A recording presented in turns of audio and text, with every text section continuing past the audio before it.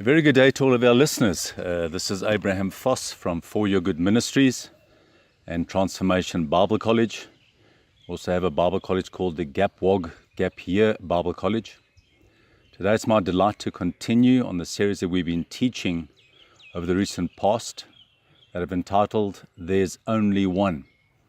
As mentioned before, the Bible has many there's only ones that have direct application in our lives. Today I'll speak to you from a retreat where my family and I are taking a holiday. I say that because you may from time to time hear some birds tweeting in the background. But let's look at our teaching for today. We're going to teach on there's only one way to move on from our past. Many people, if not most all people, have seasons in their lives that they're not moving on from. And these serve as handbrakes.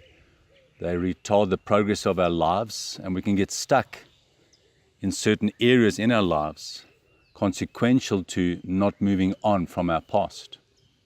But how do we do that? No doubt as I'm speaking, there are many people who are suffering consequences and pain and anguish and hurts and even feelings of emotions such as anger, anxiety, stress and the like, because of that represents our past experiences. But God has a way that we can move on from our past, and it's very important that we get to the place when we do move on from our past. I want to make reference to a dear character in Scripture called Joseph. Joseph, as we know, received the coat of many colors, which represents all of our lives, brimful with the promises of God, the colorization of God for our lives. And Joseph, when he received that, he was confronted with many obstacles in his path.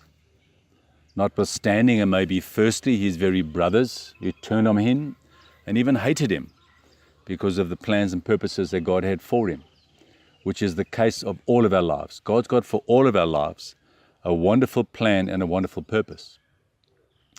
Joseph would go on to be sold into slavery after having been left figuratively for dead, thrown into a pit by his brothers, sold into slavery, went into slavery for many, many years, and then was falsely accused by Potiphar's wife and put in prison for a long time as well. Joseph endured many, many hardships, many things that weren't consequential to his own doing, even though there were some of those, but most primarily things that were done to him that would serve as handbrakes in his life had he not learned how do I move on from my past. So that said, let's look at our text this morning. Genesis chapter 41. We're going to read from verse 48 through to 52. It says, So he gathered up all the food of the 7 years which were in the land of Egypt, and laid up the food in the cities. He laid up in every city the food of the fields which surrounded them. This is a picture of the abundance of Joseph. But we're going to learn how he got there, what preceded him arriving at that abundance in his life.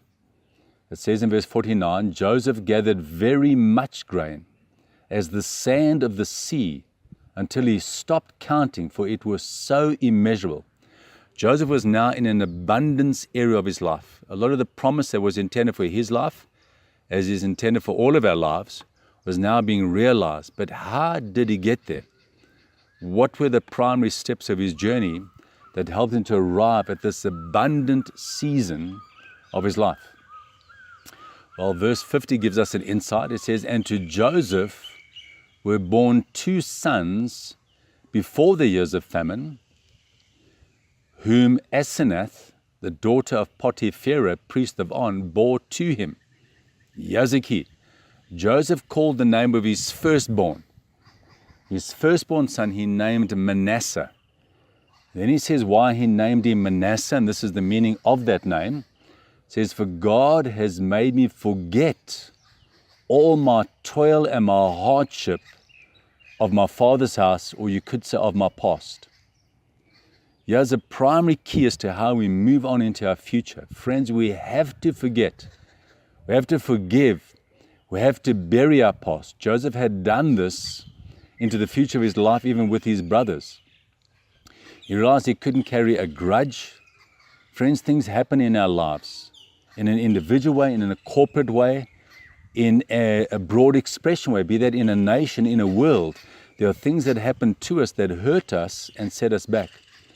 But friends, one thing we learn in Scripture, until we can forgive and forget our past, we cannot take our future.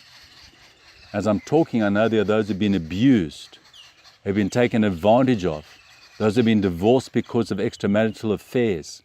There's been a hardship that has engaged many, if not all, of our lives. Things that were done to us and things were even done from us or by us. Friends, we've got to learn to forgive others and forget. We've got to learn to forgive ourselves and forget if we're ever going to take our future. We cannot, I'm going to be as bold as saying this, we cannot take our future if we're holding on to or looking back into our past and enduring the hurts that are consequential of our past. We have to get to the place of birthing our Manassehs, where we forget our past, and God will help us. If our intent is to do so, God will help us. Friends, we have to let go of our past, no matter what it represents, in an individual basis, in a relational basis, in a family basis, in a nation basis, in a world basis. We have to learn to let go of our past. So Joseph's first step to take his future, he called his firstborn Manasseh.